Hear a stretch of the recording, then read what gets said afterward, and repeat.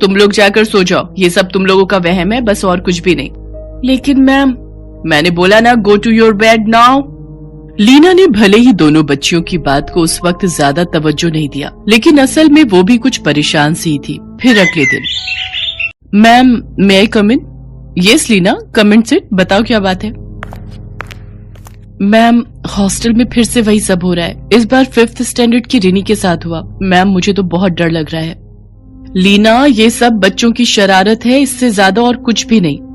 लीना और स्कूल के प्रिंसिपल आपस में बात कर ही रहे थे कि तभी उन्हें किसी के चीखने की आवाज सुनाई दी। वो दोनों फौरन हॉस्टल की तरफ भागे। फिर वहाँ जो उन्होंने देखा उस पर वाकई विश्वास करना मुश्किल था।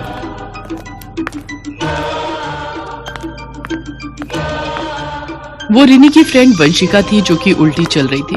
उसे देखकर ही पता चल रहा था कि वो अपने होश में तो बिल्कुल नहीं है। मैम, ये तो वंशिका है, रिनी की रूममेट। तुम रुको, मैं इससे बात करती हूँ। Vanshika stop, where are you going, come here. Principal की आवाज सुनकर वंशिका रुक गई और फिर, Vanshika answer my question, where are you going.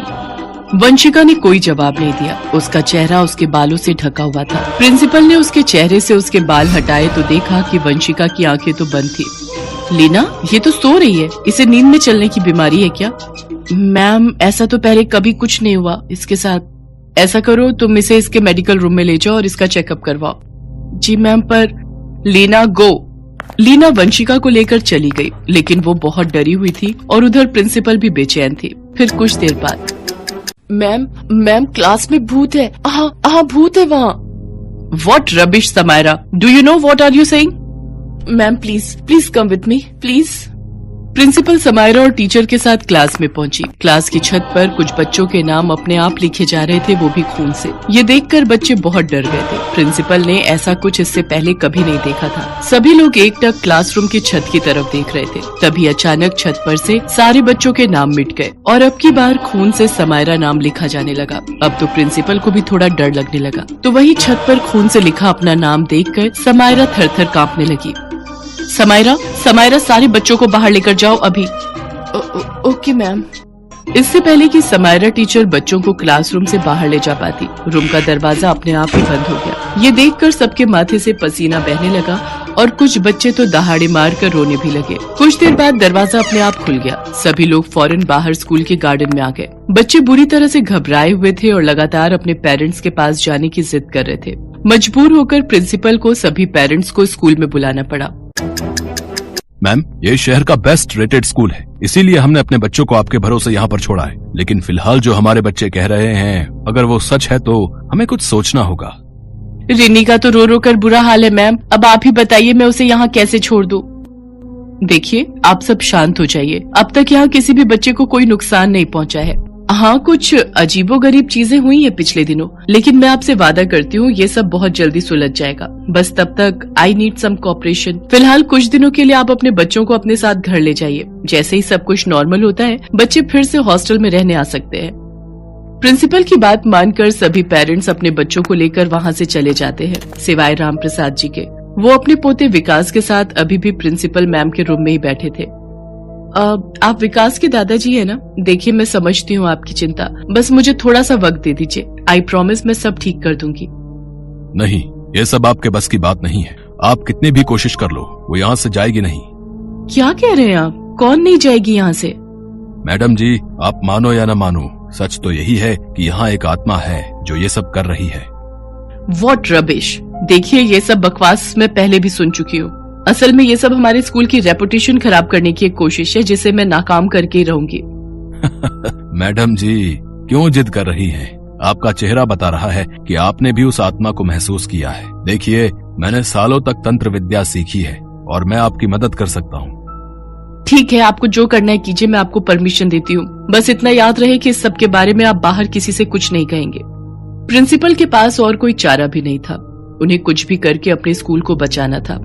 Ram Prasad ji ने स्कूल कैंपस में ही एक बड़ी पूजा की तैयारी की। हालांकि इस बीच भी बहुत कुछ ऐसा हुआ जो बहुत ही डरावना था, लेकिन राम प्रसाद जी ने हार नहीं मानी। वो कोशिश करते रहे और आखिरकार वो कुछ हद तक कामयाब होते दिखे। सामने आ, मैं जानता हूँ तू यही है। आखिर चाहती क्या है? क्यों इस शिक्षा के मंदिर में डेरा डाला है तूने? क्यों मासूम बच्चों का भविष्य बर्बाद कर रही है? बता मुझे, बता। रामप्रसाद जी के ऐसा कहते ही वहाँ तेज हवाएं चलने लगी। फिर अचानक ही समायरा टीचर की आंखें लाल हो गई। वो खुद को बुरी तरह से मारने लगी। ये देखकर सबकी हालत खराब होने लगी। ए, ये क्या कर रही है तू? बाहर निकल इसके शरीर से। तू शरीर में रहने के काबिल नहीं है, बाहर निकल। ये क्या? ये तो एक बच्ची है और ये यूनिफॉर्म, ये भी हमारे स्कूल की ही है। हाँ मैम, इतना सब कुछ तो याद है, पर मुझे भूल गई आप। मैं राधा हूँ। अब कुछ याद आया? राधा, तुम ये सब क्यों कर रही हो? और उससे भी बड़ा सवाल, तुमने सुसाइड क्यों किया था? समायरा, इससे मिलो, ये राधा है, न्यू एडमिशन। ये अब से हमारे हॉस्टल में ही रहेगी। Radha, go there and wait for me. Ma'am, ये बच्ची कौन है और ऐसे हाफ सेशन में इसका एडमिशन लेने का क्या मतलब है? एक्चुअली ये बच्ची बहुत गरीब घर से है। इसकी माँ कांता मेरी मेड है। बच्ची बहुत ही होनहार है, तो इसलिए मैंने। तो आपने इसको हमारे स्कूल में एडमिशन दे दिया? Ma'am, how can you do this? ये बच्ची हमारे स्कूल के स्टैंडर्ड को कैसे मैच कर पाएगी? शट अप समायरा, यहाँ स्टैंडर्ड अमीरी गरीबी से नहीं बल्कि पढ़ाई से बनता है। Take care of her and you can go now.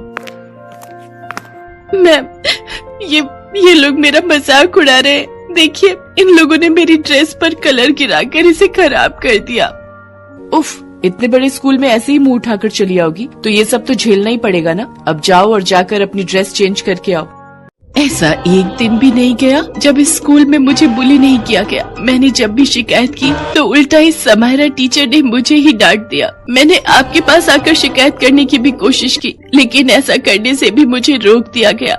मैं सब कुछ बर्दाश्त करती रही क्योंकि मैं हर हाल में इस स्कूल में पढ़ना चाहती थी। लेकिन फिर एग्जाम का दिन आया। मैंने सब कुछ बहुत अच्छे से किया था। मैं पूरी क्लास में फर्स्ट आ सकती थी, लेकिन हेलो स्टैंडर्ड, चल जरा जल्दी से क्वेश्चन नंबर 5 का आंसर बता। मैं क्यों बताऊं? देख, बता दे जल्दी से, वरना क्या करोगी तुम लोग? हर रोज मेरा मजाक उड़ाती हो और आज एग्जाम में मुझसे मदद मांग रही हो, वो भी ऐसे। थोड़ा अच्छे से बात करो तो शायद मैं आंसर बता भी दूं। अच्छे से बात, और वो भी तुझसे? तू इस लायक है भी? चल मत बता आंसर, लेकिन अगर हमारी आंसर शीट कंप्लीट नहीं होगी तो तेरी कैसे हो सकती है? रिनी और वंशिका ने मेरी पूरी आंसर शीट मेरे सामने फाड़ दी। ये समायरा टीचर वहीं पर थी, पर इसने कुछ भी नहीं किया। उल्टा आंसर शीट नहीं होने पर इसने मुझे ही एग्जाम हॉल से बाहर निकाल दिया। मैं क्या करती? मैं फेल नहीं हो सकती थी, इसलिए मैं जाकर 6th फ्लोर से नीचे कूद गई। सोचा था मरने के बाद इस सब से छुटकारा मिल जाएगा मुझे, लेकिन ऐसा नहीं हुआ।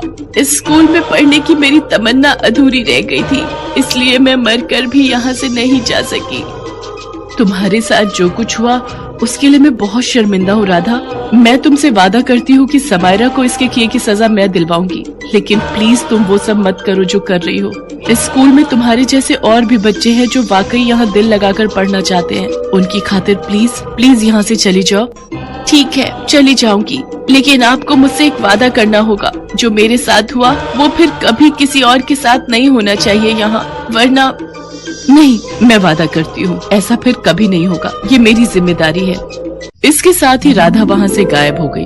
उस स्कूल को छोड़कर अब वो जा चुकी थी जहाँ पढ़ना उसका सपना था। लेकिन क्या वाकई ये सच था? हेलो दोस्तों, कैसे हैं आप सब? हमारी कहानियाँ देखने के लिए हमारे चैनल को सब्सक्राइब कीजिए और हाँ, बेल आइकॉन पर क्लिक करना मत भूलिएगा।